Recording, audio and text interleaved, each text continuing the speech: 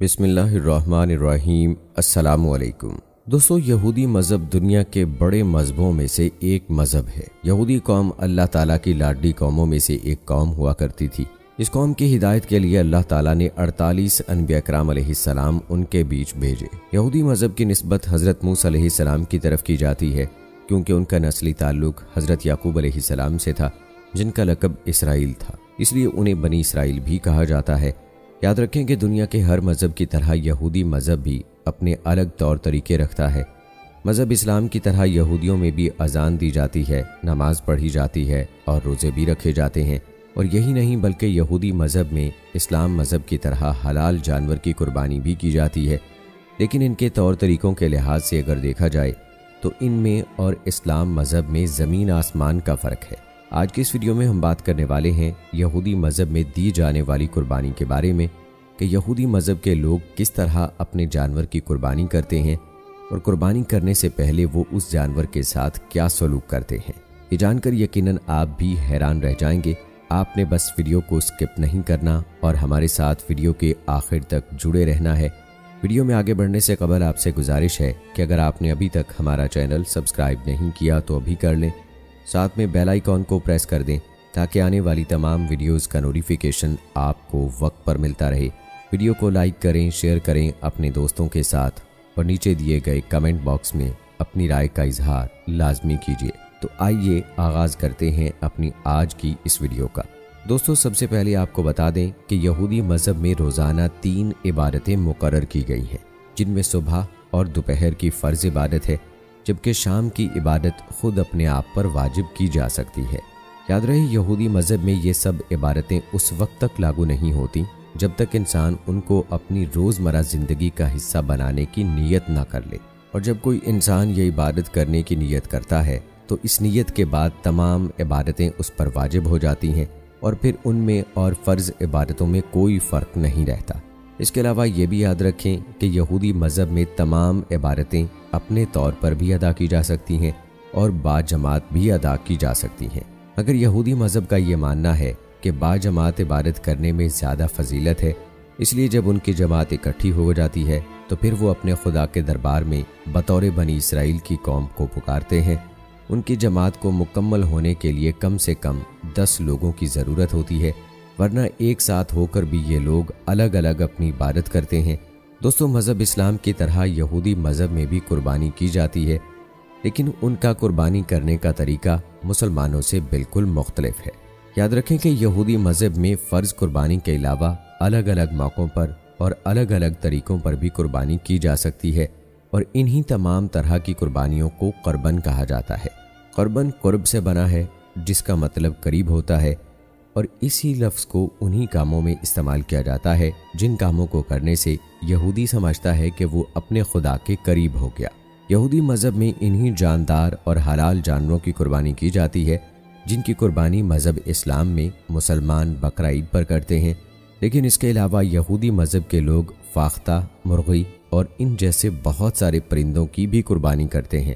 کبھی کبھی ان کی یہ قربانی اناج کے طور پر بھی کی جاتی ہے، جیسا کہ گیہوں، چاول، دال اور اس طرح کی بہت ساری چیزوں کو بھی اپنی قربانی میں استعمال کیا جاتا ہے۔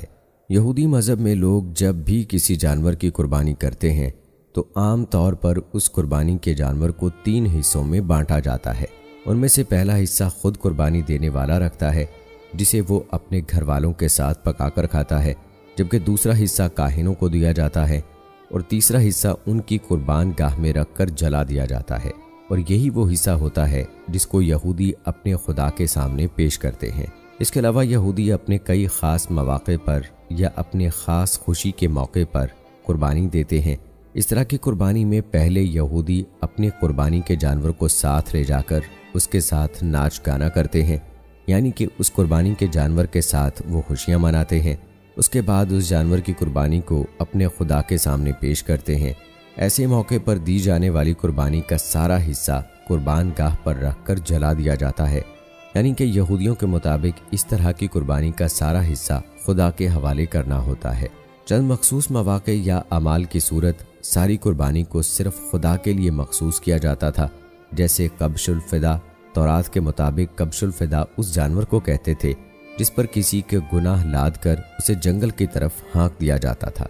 तौरात में यहूदियों को इस तरह की कुर्बानी करने का बार बार हुक्म दिया गया है, लेकिन इसके साथ ही हम आपको ये भी बता दें कि पिछले कई सालों से यहूदियों ने कुर्बानी करना बंद कर दी है। यानी कि इस वक्त यहूदी कुर्बानी नहीं कर रहे, और अगर कोई करता भी है तो उसे सिर्फ सदका और खैरात ही माना जाता है। मगर अब सवाल ये उठता है कि यहूदियों ने कुर्बानी करना क्यों बंद की। तो हम आपको बता दें कि यहूदियों की कुर्बान गाह हैकल सुलेमानी में बनी हुई थी। इसको एक बादशाह ने हमला करके तहस नहस कर दिया था, जिसके बाद यहूदियों में कुर्बानी का सिलसिला रुक गया था। लेकिन तौरात के मुताबिक अब यहूदियों का यह मानना है कि बहुत जल्द उनका मसीहा दज्जाल उनके बीच आ जाएगा और हैकल सुलेमानी को एक बार फिर तामीर कर देगा, जिसमें यहूदियों की कुर्बान गाह बनी हुई थी, जिसके बाद हम फिर से कुर्बानी करना शुरू कर देंगे। यानी कि उनमें कुर्बानी की पुरानी रस्म फिर से शुरू हो जाएगी, क्योंकि यहूदियों के मुताबिक उनकी कुर्बानी सिर्फ हैकल सुलेमानी में ही पूरी हो सकती है। इसके अलावा दोस्तों आपको ये भी बता दें कि दीन इस्लाम की तरह यहूदी मज़हब में भी नमाज और अजान का तसव्वुर पाया जाता है। यहूदी लोग दिन में 3 मरतबा अजान देते हैं और नमाज अदा करते हैं, और हफ्ते के दिन ये लोग एक ख़ास नमाज भी अदा करते हैं, जिस तरह से मुसलमान जुमे के दिन ख़ास नमाज पढ़ते हैं। इसके अलावा उनकी एक और 5वीं ख़ास नमाज भी है, जिसे नाइला कहा जाता है, जो साल में सिर्फ एक बार ही अदा की जाती है।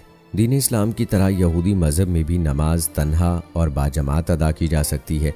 जिस तरह से इस्लाम में बाजमात नमाज की फजीलत ज़्यादा है, इसी तरह यहूदी मज़हब में भी बाजमात इबादत को अफजल माना गया है। लेकिन उनकी इबादत में क़िरात बुलंद आवाज़ में की जाती है, जिसे नेगून कहा जाता है। इसके अलावा आपको ये भी बता दें कि यहूदी मज़हब की हर इबादत गाह में एक बुलंद और ऊंचा चबूतरा मौजूद होता है, जिस पर खड़े होकर यहूदी मज़हब के आलम मनाजात पढ़ते हैं, जिसे हम यहूदियों की अजान भी कह सकते हैं।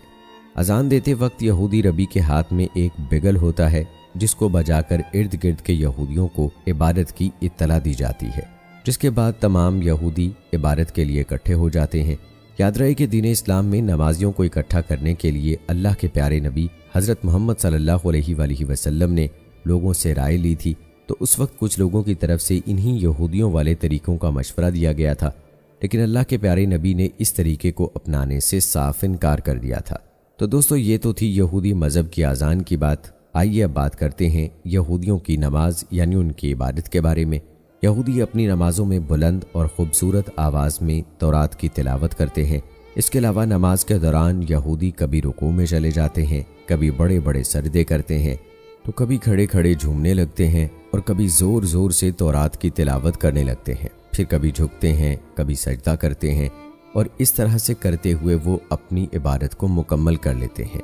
इसके अलावा ये भी याद रखें कि नमाज के दौरान यहूदी यरूशलेम यानी बैतुल मुक़द्दस की तरफ रुख करके नमाज अदा करते हैं। दोस्तों हम उम्मीद करते हैं कि हमारी आज की ये वीडियो आप सबको ज़रूर पसंद आई होगी। वीडियो पसंद आने की सूरत में इसे लाइक करना और शेयर करना मत भूलिएगा, और हमें अपनी दुआ में याद रखिएगा। मिलते हैं आप सबसे अपनी अगली वीडियो में, तब तक के लिए मुझे इजाज़त दें। फ़ी अमानिल्लाह।